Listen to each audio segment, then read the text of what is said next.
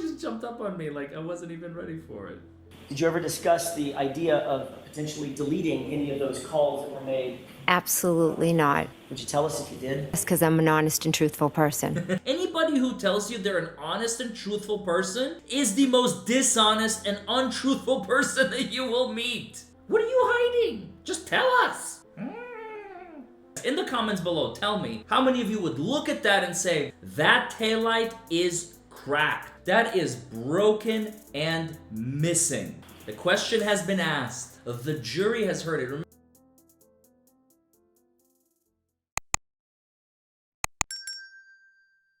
Well, hello everybody, and welcome back to your favorite show on the internet, Raw Law Unfiltered, with your favorite host of all time, the DUI Guy Plus. Today, you are going to see some very, very interesting testimony by Jennifer McCabe. I mean, this just blows everything out of the water.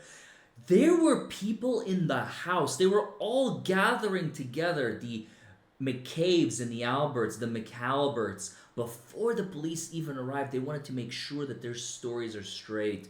They wanted to make sure that they had everything in order, and you will see that unfold in this episode.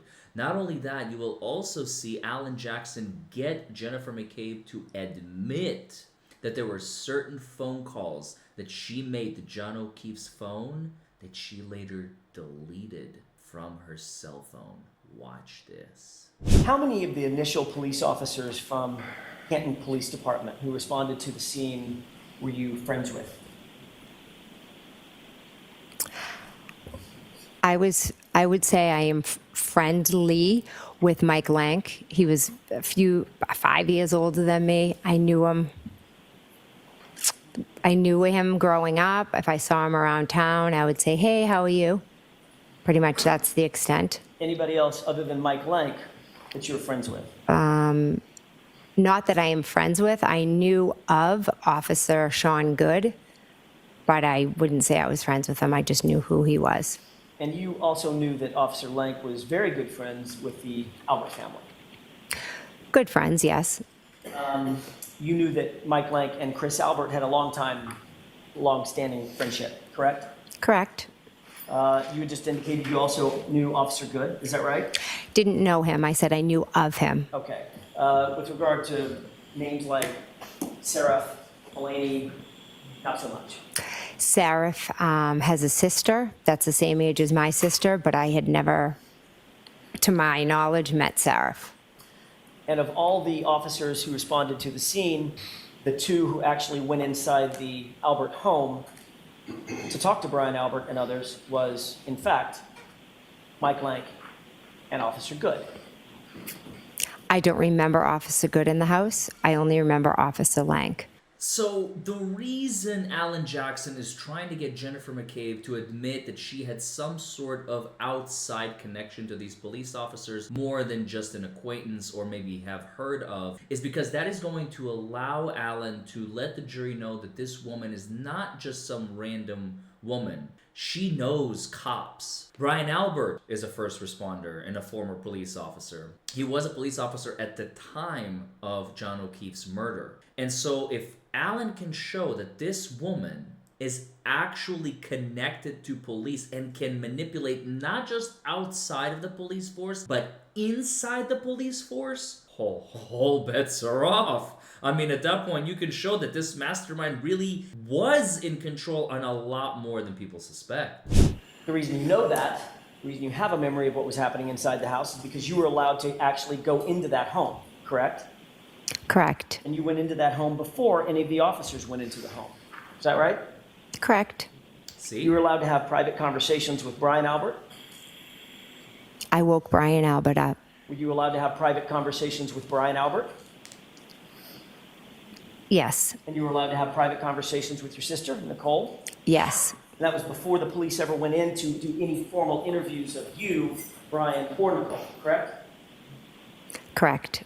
See, she's trying to resist. She doesn't want to say yes to those questions, the yes answer to those questions. But it's true. It's true. She was in complete control of the situation, and now Alan has got her to admit it. Did you discuss in these private conversations how you three were going to answer any questions for the police when you were asked?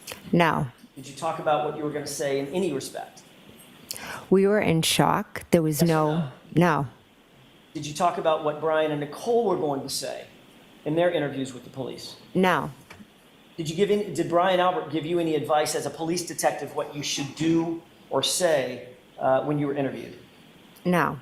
Did he give you any advice as a police detective what you should do with your cell phone? No. Did he tell you that the police might want to get a hold of your cell phone at some point? No. Did you two discuss the calls that you made to Nicole Albert at 6:07 and 6:08 and the call that you made to Brian Albert at 6:23? No. Did you ever discuss the idea of potentially deleting any of those calls that were made that early morning? Absolutely not. Would you tell us if you did? Yes, because I'm an honest and truthful person.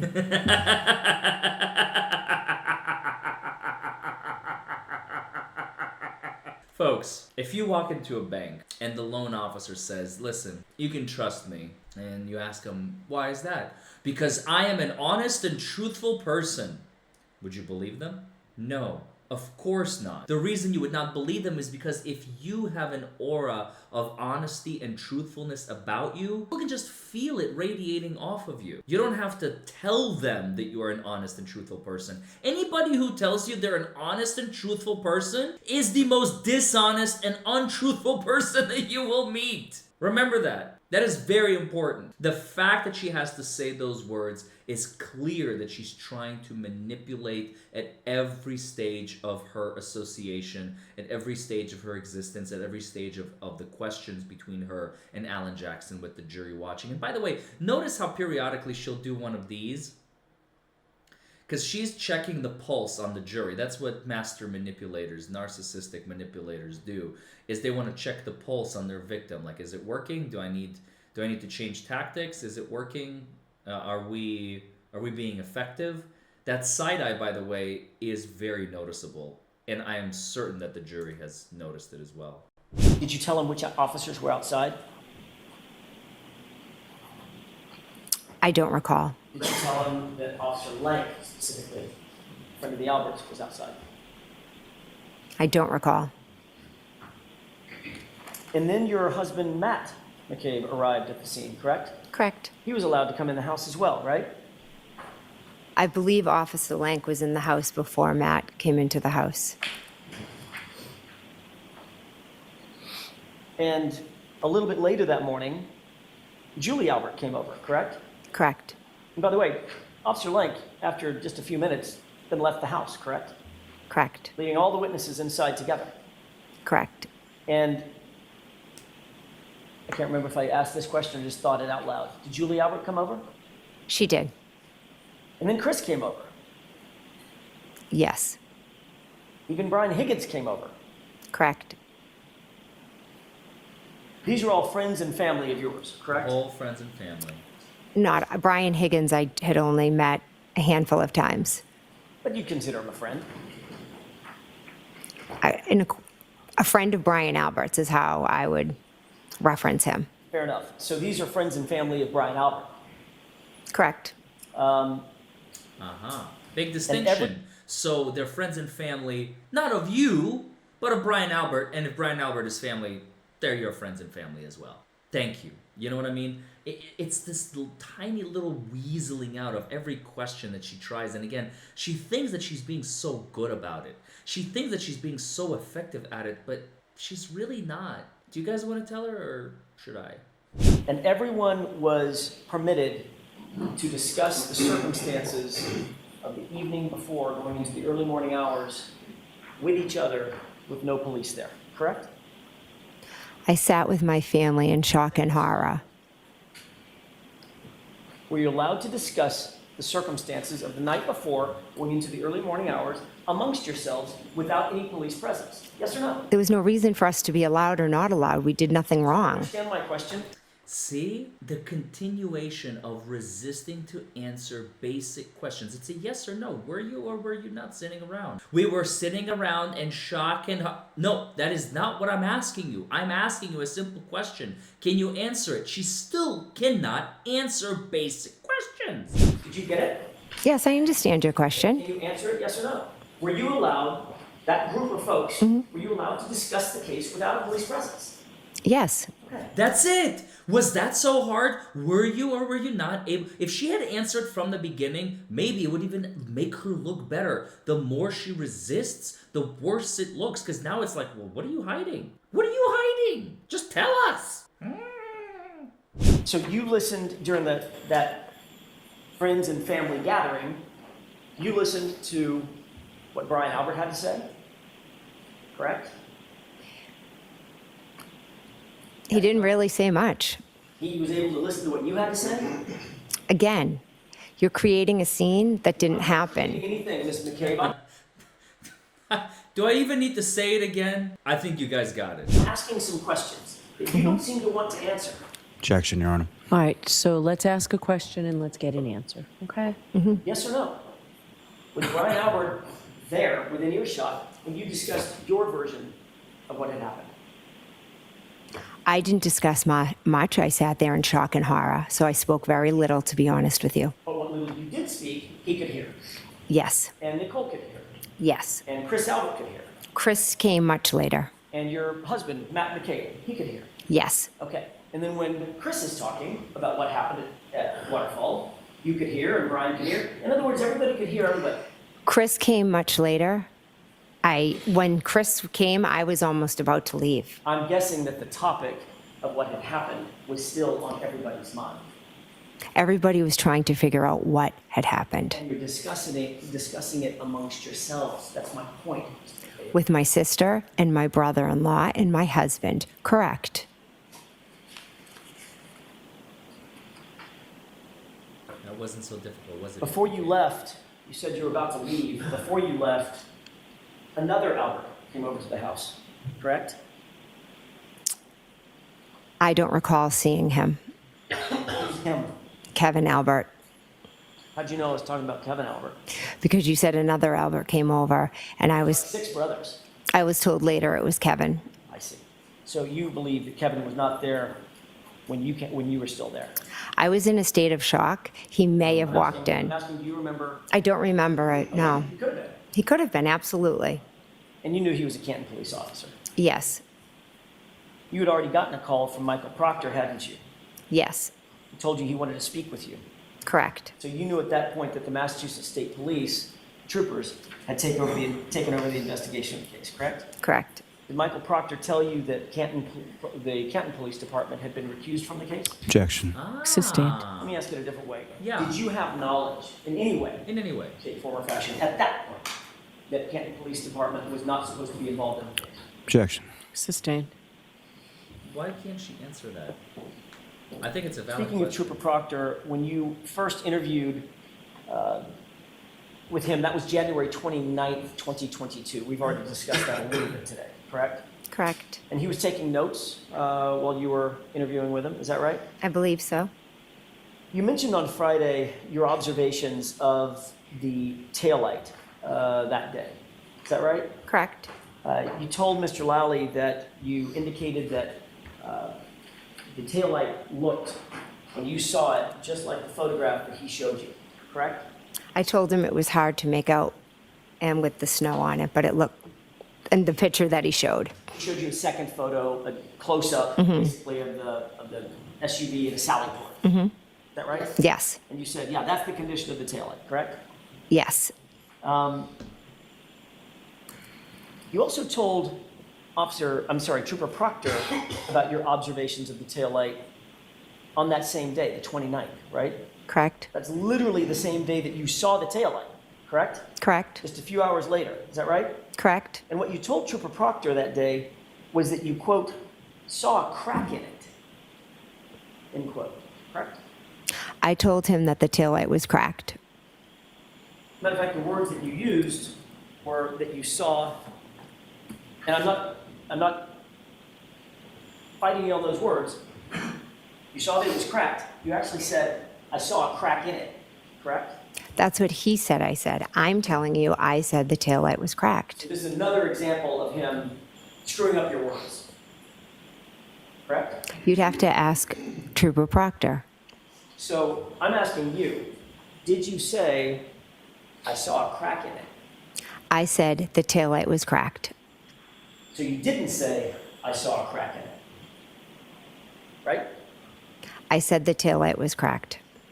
The photograph that you were shown, with the court's permission, it's Exhibit 92, I believe, from Friday. Okay. May I, Your Honor? Yes. You see that photograph? You were shown this photograph on Friday. Does that look like, does it like has a crack in it? It's cracked, yes. That is It's not actually- cracked. Completely missing. Yeah. It is completely missing. Why are you calling it cracked? It is completely missing. It does not exist. What? Who in their right mind, right now, show of hands, in the comments below, tell me how many of you would look at that and say, that taillight is cracked. Or there's a crack in that taillight. That is broken. That is broken and missing. That's how I would say it. It is broken, or it's missing pieces, or it is missing, period. I don't understand. I don't understand how you call that cracked. And I believe in one of the reports, one of the many reports, it will say that I said it was cracked and missing pieces.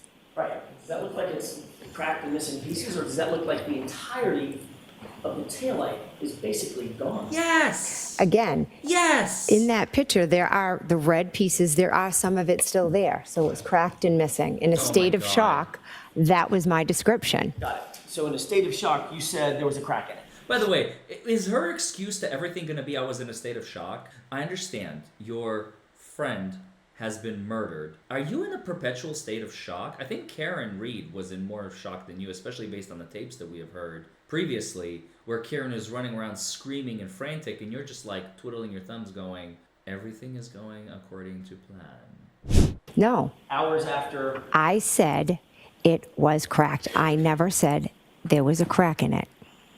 so if Trooper Proctor wrote that down, that would be an example of him getting your words wrong yet again. Objection. Correct? That's been answered. Let's move along, please. That's okay for that. Thank you, Your Honor. Okay.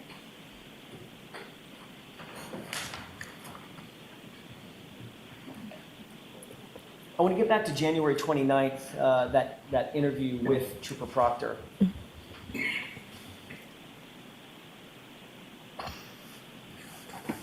After this interview with Michael Lank, you eventually made your way back to your house. Is that right? Yes, You went with your husband, Matt, yes, and you knew that Trooper Proctor was going to show up and interview you and Matt, Mr. McCabe, correct? on the phone he wanted to speak with me. Is that a yes?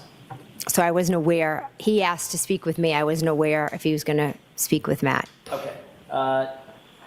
You were at least aware that you were going to be interviewed.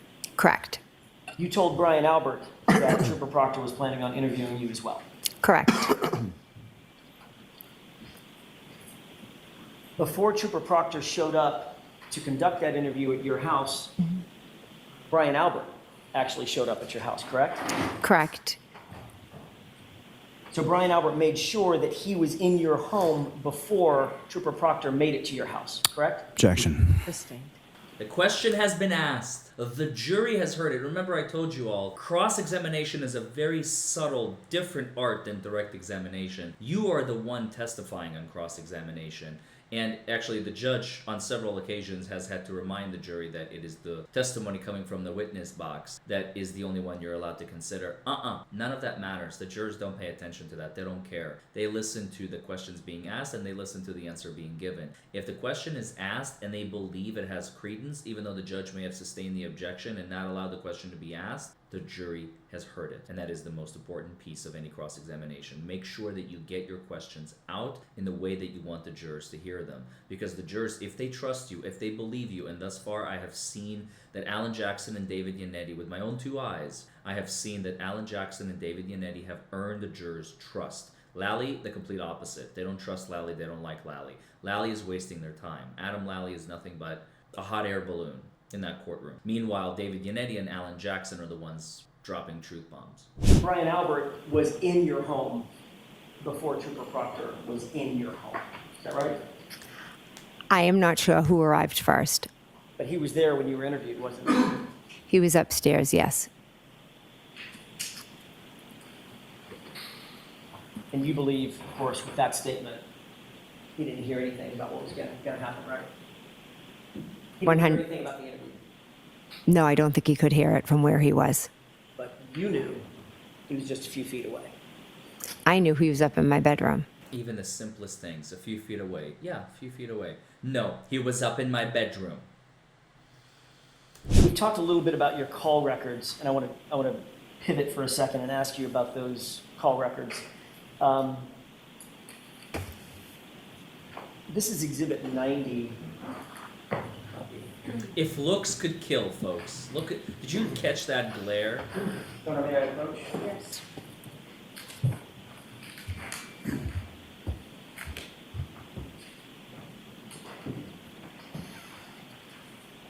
Thank you.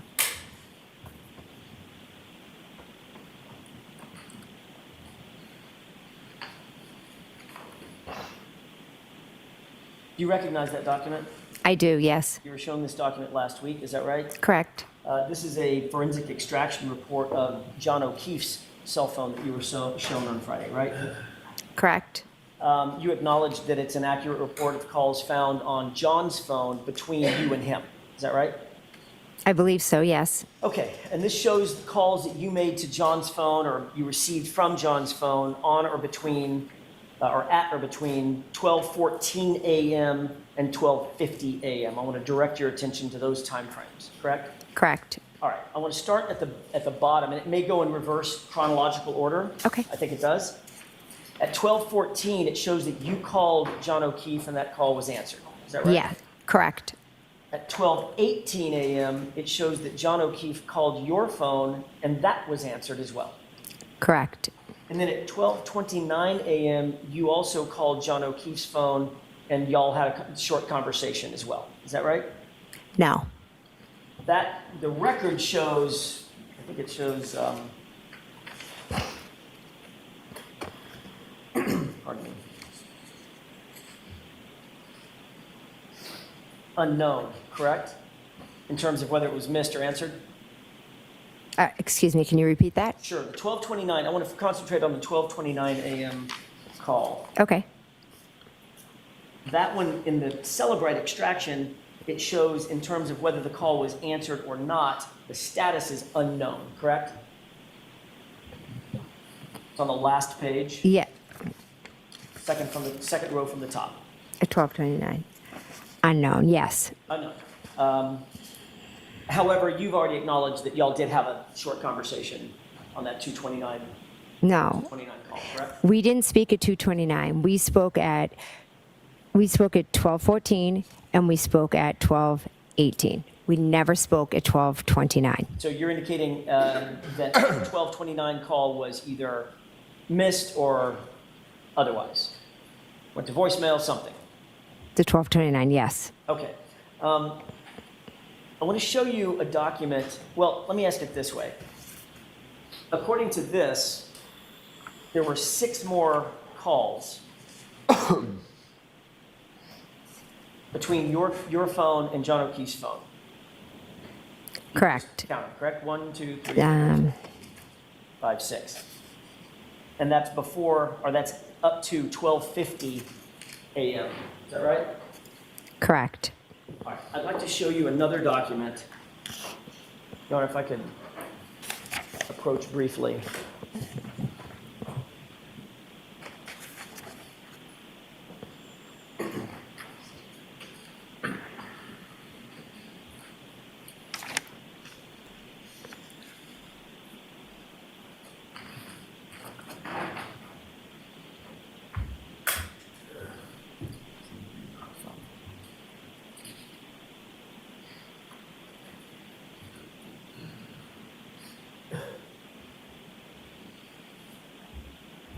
May I? Yes. Thank you. I'll take, so we don't get them mixed up, I'll take exhibit 90 back. Okay, thank you.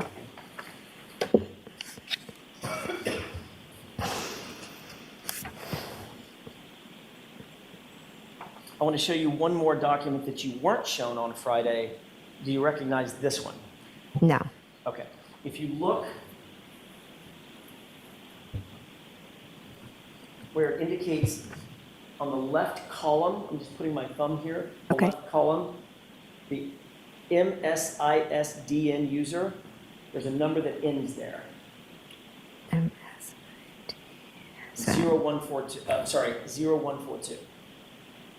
Your Honor, may we approach? Yes. So I'm going to answer this question before we approach. I have no idea what we're approaching about this document. Yes. Why don't we just go up there? Sure. May I have that, please? I know you need to look at it. Okay, so Lally doesn't like something. The minute Alan Jackson said, this is a document you have not been shown on Friday, Lally is like, I don't like this, whatever this is. So he's asking for the judge to help him out, rescue him, exclude it from evidence, what have you. And by the way, can I just say, why such an advanced state such as Massachusetts still use court reporters? I mean, I live in Kentucky, and I know our cameras may not be the best, but at least we have video cameras. Are we more advanced and farther ahead than Massachusetts? That makes no sense. I don't know why the state of Massachusetts, the Commonwealth of Massachusetts, doesn't use in-court cameras. But hey, what do I know? Your Honor, just for ease of maintenance, may I approach and handle Yes. this in unredacted version? Yes. Same thing. Sure. Thank you. You're welcome. If you look on the left column, Ms. McCabe, Yes. you'll see something that says Apple ID. Yes. Look to the right of it. Do you recognize that unredacted portion? I don't want you to read it out or anything. Do you recognize that? Yes. Whose Apple ID is that? That's mine. Okay, if you look 6 lines below that, there's a full phone number. Again, don't read the phone number out. Just tell me if you recognize it. I do. Whose is that? That's mine. Okay. May I approach, Your Honor? Yes. I'll take the unredacted copy back. Okay. So we don't get it mixed up.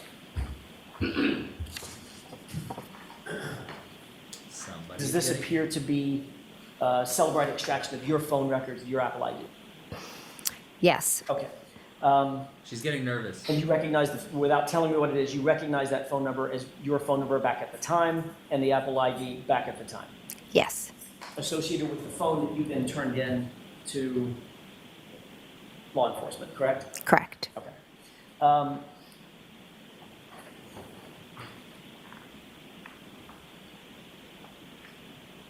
You've just looked at the extraction report for John O'Keefe's phone, and you saw those calls between your phone and John O'Keefe's phone after going from 1214, after that, all the way up to 1250, correct? Correct. Take a look at the last couple of pages, page 3 and 4 of your own cell phone extraction report. And tell me if you see a single call listed between you and John O'Keefe for January 29th between 1214 and 1250.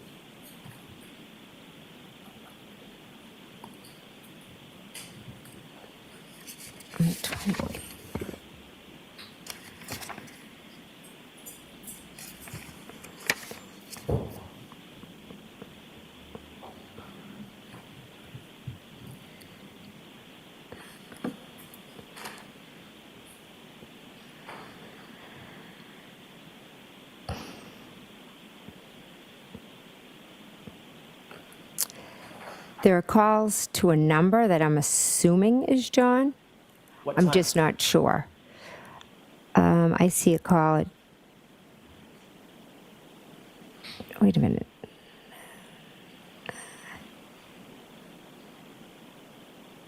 This report has times everywhere. Right. It's chronological except for the calls that were deleted. You see a call at 5:52 to John O'Keefe's phone? I see a call at 5:52, yes. But there's not a single call before 5:52 a.m. between 12:14 and 12:50 a.m. Is that right? Not one.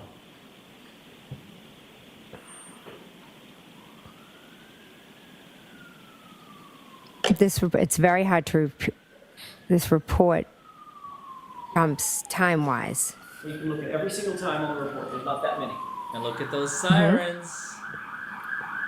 That's almost as if I'm just cue. trying to say that it goes from 7:21 to 5:52 to 7:33 to 7:49. There's no order. They're out of order. I understand that, Mr. McCabe, but if you look at every one of the entries, there's not a single entry for 12:14, 12:18, or any of the subsequent 12:29, any of the subsequent phone calls that are all shown on John O'Keefe's phone extraction. Would you agree with that?